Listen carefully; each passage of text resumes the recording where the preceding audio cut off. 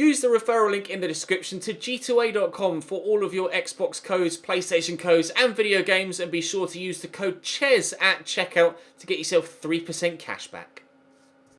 Hey guys, welcome to episode 1 of a brand new series here on the Chesnoid Gaming channel. It's that time of year again where the in real life season is finished, but the new FIFA isn't out yet. So what we did last year and the year before, we manually changed a load of transfers that have gone through in real life and also alter the teams that got promoted and relegated in each division. Now we did partially do that, or at least do it up to the point of the beginning of the new series at Leverkusen.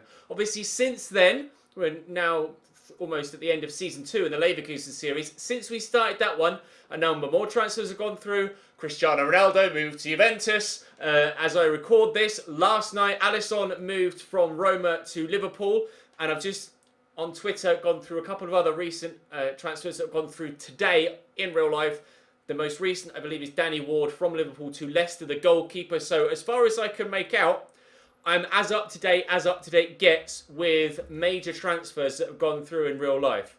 So hopefully this will be a very, very good series and keep us going until the end of FIFA 18 and 19 can start within 2 months, hopefully. But of course, Fulham now in the Premier League, having gotten promoted last year via the playoffs. As I say, all teams promoted and relegated in all of the English leagues, Spanish, German, French and Italian. So as such, we will be joined in the Premier League by Wolves, and we'll be joined in the Premier League by Cardiff City as well. As you can see there, Wolves at the bottom, Cardiff City at the top in 5th, and me sat quite nicely in 9th. Now, if you cast your minds back, the last time I did a Premier League series, did it with Southampton, who started off with a very average team, and I struggled, very much so, and narrowly avoided relegation in the last couple of games of the season. We are still on Legendary, and we are still playing with my more difficult sliders. The difference being that this time around, the Fulham side is significantly weaker than the Southampton one was. This is going to be an extremely challenging series to start off with. I haven't been able yet, obviously. They've sold their #1 goalkeeper, David Button, to Brighton, I believe. I put that transfer through. I think it was Brighton. I've made so many manual transfers, I lose track. But we've brought in Le Marchand, who of course Fulham did in real life. We've brought in Jean-Michel Seri, who of course Fulham have in real life. He's now my highest rated player. Currently, Alexander Mitrovic is on loan at Fulham in this save. And last season in real life he was on loan. It's rumoured to be being made permanent in the summer, IRL. So if that does become permanent, then I might consider making Mitro permanent at the end of this season.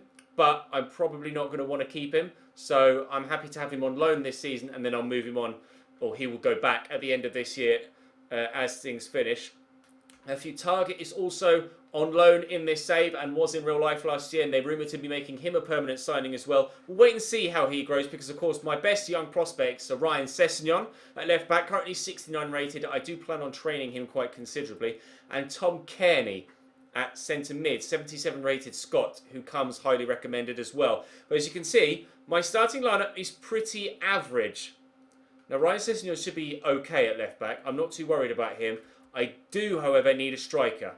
Very much so. A striker that suits my style of play. Kamara is my current starting #1. I do have Mitro. I do have Ayite as well, who's quite quick.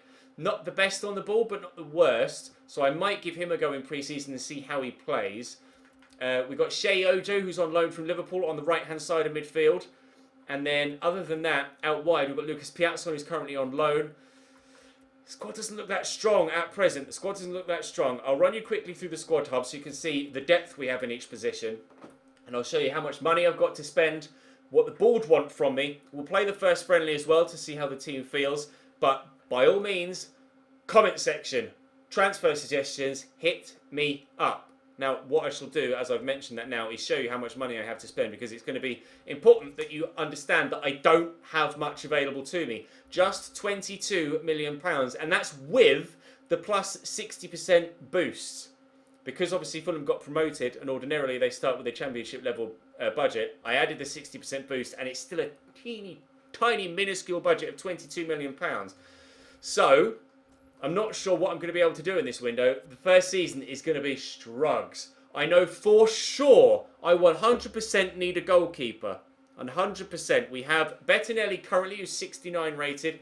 Rodak is out on loan at present. And we have young Magnus Norman, 20-year-old 56 rated player. Meh. We have Cyrus Christie at right back and Dennis Odoi. Both are capable enough to be able to hold down that role, but might want to improve. Keep an eye on the shortlist when I get there for a potential improvement. And then we've Steven Sessegnon at right back as well. Not sure whether to train him or not.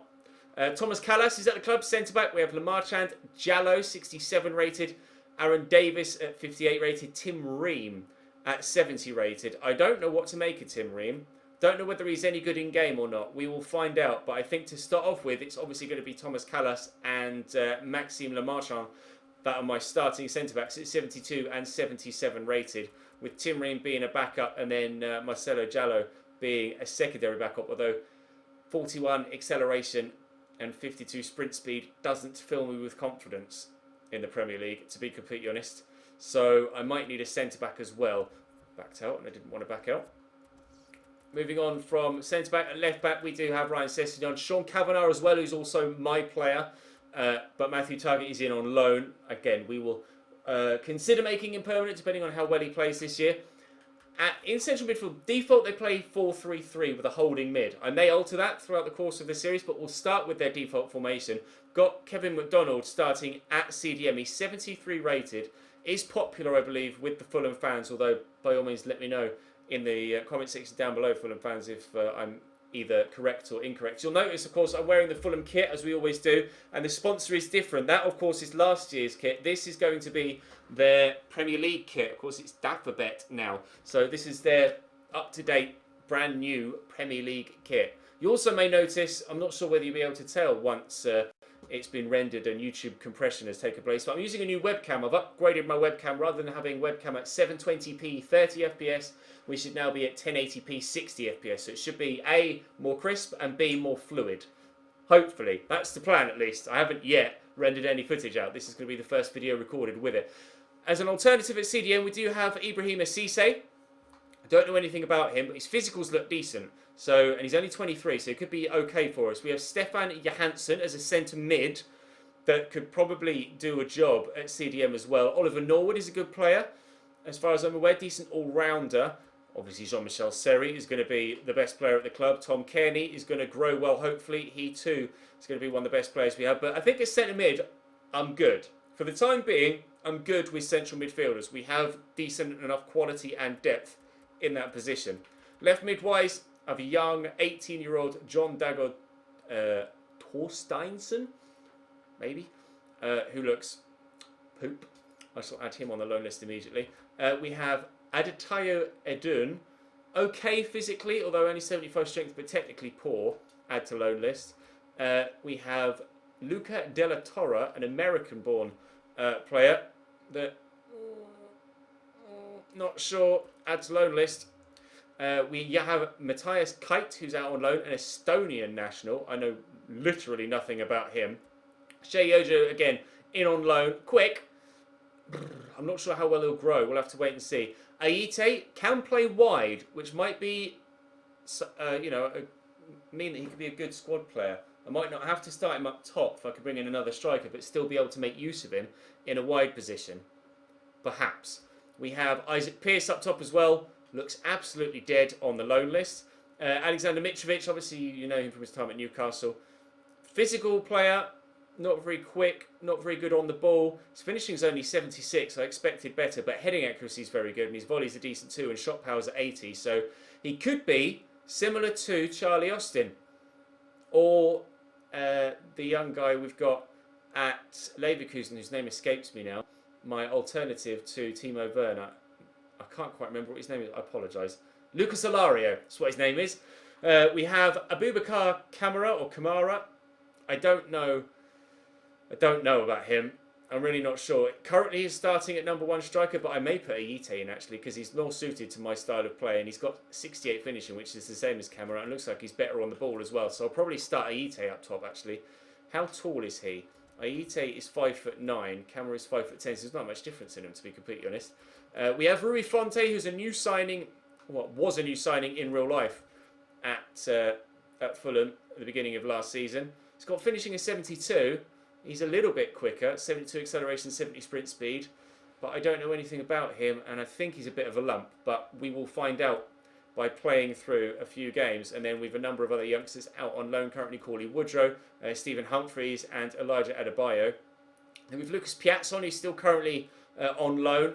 Be a good squad player to play out wide. And then Niskins Cabano, who's quick, decent physicals and okay technicals too. Another player that could be made use of out wide, either on the left or the right. But I know for a fact I want a striker and I want a goalkeeper, and that might be as much as we can get done in this first window. I've got 4 players on the shortlist here, and these are all players that are heavily linked with Fulham in real life. Fabrizio, the goalkeeper, Besiktas, Spaniard, 29 years of age, about 78, 79 rated, I believe. So would be a marked improvement on what we've currently got, and hopefully wouldn't be that expensive. Kevin Mbabu is heavily linked, but we do already have a decent level of right back with Cyrus Christie and Dennis Adoy, so I'm not sure whether I'll go for him. As you can see, actually, just noticed this player has recently joined this club and won't move again. I couldn't do that if I wanted to, but maybe that means we can use Cyrus Christie and Dennis Adoy this year and buy Kevin Mbabu next year, perhaps. David Lopez is also heavily linked in real life, but he too just moved to Espanyol at the beginning of this save, so isn't available now, but someone we could look at next year perhaps, can play at centre-back or in central midfield. And then Ivan Cavallero, another player linked in real life, but just moved in this save, so unable to sign him at this particular moment in time. Fabrizio, I'm scouting him. I should get my scout report back in about 9 days' time, sorry. So I'll know more about him soon. Goalkeepers and strikers, let me know in the comment section, because I genuinely have no idea, with the budget that I'm on, what I can afford to bring on, or the level of the quality of player I can afford to bring in. Critical importance set to youth development as well. As you can see, they signed 4 youth players to the senior team in the same season and played them in 20 matches. Now, trying to stay in the Premier League, I don't think I'm going to be able to do that. I think I'm going to have to concentrate on the more experienced, I mean, it's quite a young squad anyway, but the more experienced, higher rated players, and I just don't think I can commit to playing 4 youth players for 20 games when I'm trying to survive in the Premier League. I don't think I'm going to be able to do that. And the sign at least 3 players younger than 20 years old with potential greater than the average rating of the players in that current position is definitely something we can do. And then the long-term one is something we can do as well. With regards, sell out 90% attendance in at least 50% of the league home games. We should be able to do that in the Premier League. Financial, increase the club's worth by 30% in 2 seasons. That should be no problem whatsoever. Avoid relegation in the Premier League. That's all we got to do. It's going to be a hell of a season here at Fulham, and I'm expecting to lose a number of games, so be prepared for quite a sticky season number 1. But that's what made the Southampton save so good, so hopefully those of you that enjoyed that will enjoy this as well. They want me to reach the round of 32 of the FA Cup, don't really care about the League Cup, and within 4 seasons, they've given me a span of 4 years to finish in the Champions League. So finish in a Champions League spot in the top 4, and we probably won't get 4 seasons through, but hopefully we will get some Champions League football before the end of this series. No objectives continental-wise, of course, but that is the situation right now as we head towards the first friendly. I will play the first friendly against Benevento, just to get some gameplay in today's episode. Do drop the video a like if you're looking forward to the series. Subscribe to the channel too to make sure you don't miss out on any of it. The Leverkusen series will continue on a daily basis, I think, until the end of Season 2. And then I will probably make this daily as of the end of Season 2 of Leverkusen. So this will go up Saturday. There'll be an episode Sunday. Then I'll probably go Tuesday, Thursday, Saturday, Sunday again for the next week. By which point Leverkusen Series 2 will probably have finished and we can move this one daily. That's the plan, at least, for the time being. So hopefully you guys are on board. And hopefully we can actually have a decent season. But I am genuinely concerned that I might get relegated in Season 1. We shall have to wait and see. It'll be intriguing to see how we get on in game number 1, but we're going to head into it now. We're going to play Benevento. There's £4.5 million available from this pre-season tournament, and I'm going to need every single penny of it. Wish me luck. Sandro dinks that in. Melo brings it down, lays it down to Del Pinto. Deflected. Really fortunate goal, but we're 1-0 down to Benevento after 20 minutes. This is going to be a difficult season, boys. A really difficult season. If we don't make half-decent improvements now, and then massive improvements in January, I mean, I don't have the money. We're going to have to do it on a shoestring budget.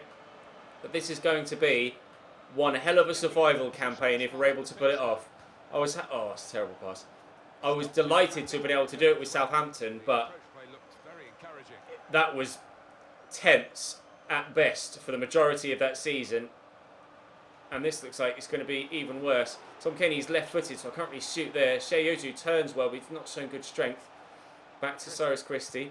There's Tom Kearney. Rolls the defender well. Gets it forward to Seri. Little back heel. Tom Kearney's in, and there's an equaliser. That's good. Not only is it a nice goal, but it's the sort of football that I like to play. So to have been able to score my first goal in that manner does actually give me confidence. This is going to be such an up and down season, isn't it? The despair of going 1-0 down to Benevento to then 8 minutes later be level with a top quality goal. I've no idea how to predict this season. None whatsoever. Crucial part played though by brand new signing Jean-Michel Seri. Highest rated player at the club by a margin to my second highest rated player at the club, Tom Kearney, who put it into the back of the net. Kearney's going to be influential for us this year. Seri's going to be influential for us this year. And Ryan Sessegnon, hopefully, will be one of our highest growers this year. And Aite's in. We may even be going 2-1 up. But he can't finish. And that's exactly why I need a striker. Nice tackle by Sessegnon. I'm expecting him to grow quite well. I am certainly going to have to train not just train, like normally I train youngsters and train fringe players. But in this squad, I'm going to have to train my first team and just try and improve the overall quality of my starting 11, let alone the options I have on the bench. It's 1-1 at half-time. If Aite has been a little bit better, we might have been 2-1 in front, but we'll see how the second half goes. Oh, Aite steals that away from the defender. Now I do have support arriving. Oh, great block. Great block.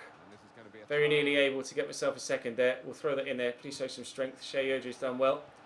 Back there to Cyrus Christie. Inside to McDonald. Roll the man. There's Jean-Michel Seri.